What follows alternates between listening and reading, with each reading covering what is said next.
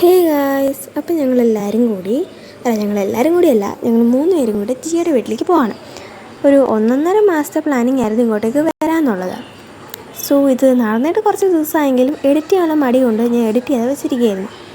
So ചെന്നിട്ട് കുറച്ച് നേരം സംസാരിച്ചതിന് ശേഷം നമ്മൾ ടെറസിലേക്ക് പോയിട്ടുണ്ടായിരുന്നു കുറച്ച് ഡാൻസ് വീഡിയോസ് എടുക്കാൻ വേണ്ടിയിട്ട്. ഒരെണ്ണം നമ്മൾ കളിച്ചു നോക്കിയിട്ട് ഒട്ടും ശരിയാവുന്നില്ല, വേറൊരെണ്ണം ഒപ്പിച്ചെടുത്തു എങ്ങനെയൊക്കെയോ, എന്നാലും അങ്ങനെ ശരിയാവുന്നില്ല. സോ വേറൊരെണ്ണം നമ്മൾ ഒട്ടും പ്രാക്ടീസ് ഇല്ലാതെ കളിച്ചു നോക്കിയപ്പം അതാണ് കുറച്ച് ബെറ്ററായിട്ട് നമുക്ക് തോന്നിയത്. എങ്ങും പോസ്റ്റ് ചെയ്യാനുള്ള ഉദ്ദേശമൊന്നും ഉണ്ടായിരുന്നില്ല, വെറുതെ എടുത്തതാണ്. ബട്ട് ഇത്രയും കഷ്ടപ്പെട്ടില്ലെന്ന് കരുതിയിട്ടാണ് വീഡിയോസിൽ ആഡാക്കാമെന്ന് കരുതിയത്.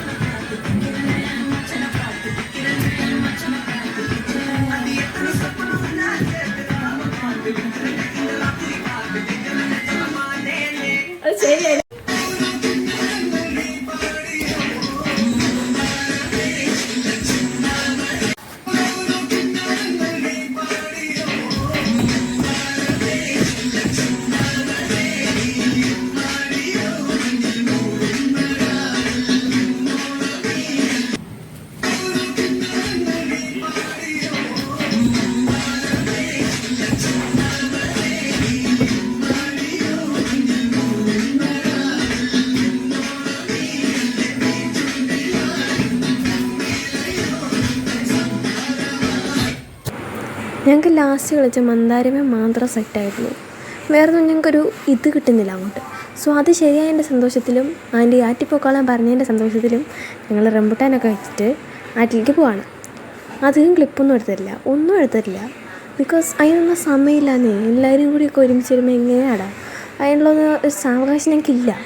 സോ നമ്മൾ വന്നിട്ട് ജിയൊക്കെ ഒരു ഇൻസ്റ്റാ അക്കൗണ്ട് എടുത്ത് കൊടുത്തിട്ടുണ്ടായിരുന്നേ, അതിൽ അവൾ റീലൊക്കെ കണ്ടുകൊണ്ടിരിക്കുകയാണ്. അത് കഴിഞ്ഞിട്ട് നമ്മൾ ഫുഡ് കഴിച്ചിട്ടുണ്ടായിരുന്നേ.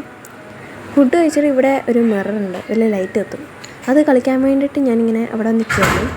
സോ ഞാൻ ക്യാരക്ടേഴ്സിനെ പരിചയപ്പെടുത്താം. ഇതാണ് അനഘ. പിന്നെ എണ്ണീച്ച് വാ എന്ന് പറഞ്ഞിട്ട് അവൾക്ക് എണ്ണീച്ച് വരാൻ വയ്യാത്ത ഒരു മടിച്ചാണ് അവിടെ കിടക്കുന്നത്. ഞാൻ കാണിച്ചു തരാം.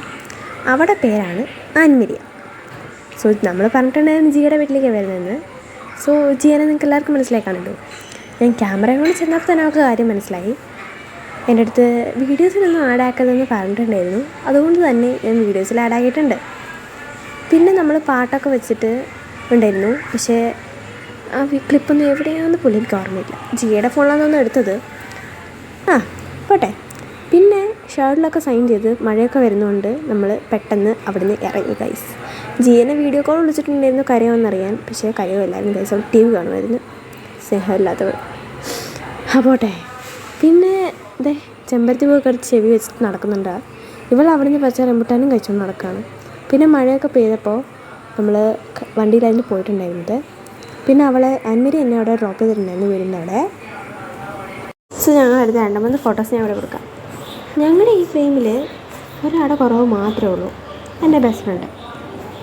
പ്ലാൻ ചെയ്തിപ്പം സ്കൂളിൽ വെച്ച് പ്ലാൻ ചെയ്ത പുള്ളിക്കാരി എല്ലാം ഓക്കെ ആയിരുന്നു, നമ്മളോട് ഫ്രീ ആണെന്ന് പറഞ്ഞിട്ടുണ്ടായിരുന്നു. പ്ലാൻ ചെയ്തതിന് മുമ്പും ഫ്രീ ആണെന്ന് പറഞ്ഞിട്ടുണ്ടായിരുന്നു.